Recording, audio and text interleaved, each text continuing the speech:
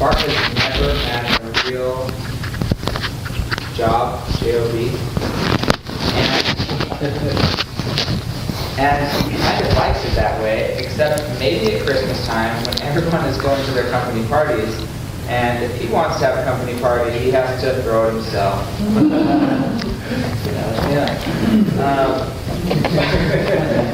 Bart has made it through life financially by being open to opportunities that have come his way.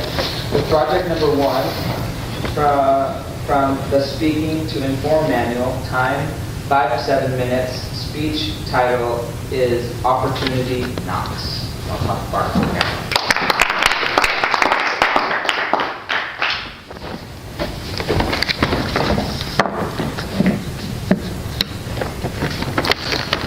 Who wants an egg?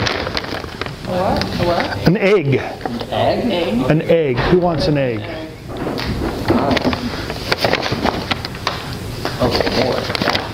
There's plenty. Hello. All right. Can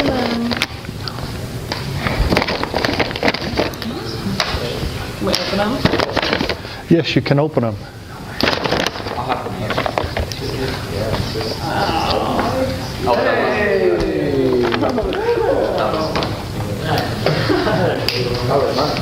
Opportunity knocks.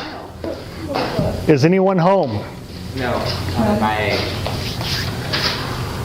Some of you at first were a little bit hesitant to accept an egg. Why was that? Why were some of you hesitant to accept an egg? Wes said responsibility. He expected that you call some person. Okay. What's the next one? I just wanted Cynicism. boiled eggs. I was hungry. Could have been a raw egg, and I was throwing raw eggs at you. Yeah, we're cynical. I was trying to decide if I wanted to eat an egg or not. That's pretty much what I was. Okay, what was in the eggs? Money. What was in yours? A $5 bill. What was in yours? I got $1. You got $1. I got a glass cleaner. Glass cleaner. You got a mustache. I got Jack. You got Jack. Me too. Just Okay, so the values are different. Yeah. Like opportunities throughout life, you may get Jack, or you may get money. What is the value of your $5? Well, it's whatever I choose to exchange it for. Whatever you choose to exchange it for. What is the value of your glass cleaner, your glasses cleaner? Well, I actually own glasses, so I could totally carry it around with me and it would be useful. Okay, so it could be useful. Okay, I was thinking you probably didn't, and so for you, maybe it wasn't. Right, for those. But for me, it's something that I could carry around and it's worth something to me. Someone who got $1 could possibly be good enough to change that dollar into more than your $5. You never know.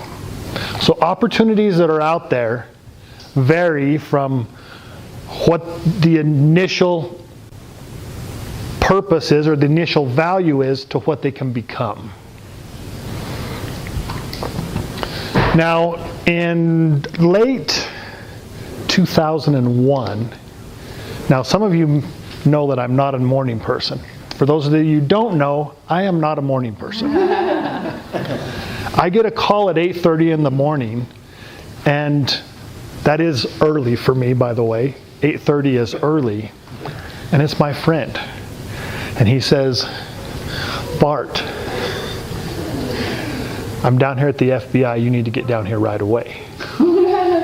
How many of you have been called to the FBI office? Let alone at 8:30 in the morning. What could this be? I get there and he says, they wanted me to run a wire on you. And I told them there's no way I'm going to run a wire on you. As soon as I walk out this door, I will call Bart and let him know what's going on. So we better call him down there. We get in the room with me and my friend, and there was probably 3 agents. And they're questioning me about an investment opportunity that I was involved in. That I had put money in. Lots of money in. And the FBI agent begins to inform me that anything that came out of the guy's mouth that took my money, anything that came out of his mouth was crap. And that I had just lost probably $200,000. My stomach sunk. The story behind the investment, just for story purposes, is I had money in a real estate investment that was a friend of a friend. I had another friend of a friend that was telling me I could get more percentage, more return on that money. So I moved my money.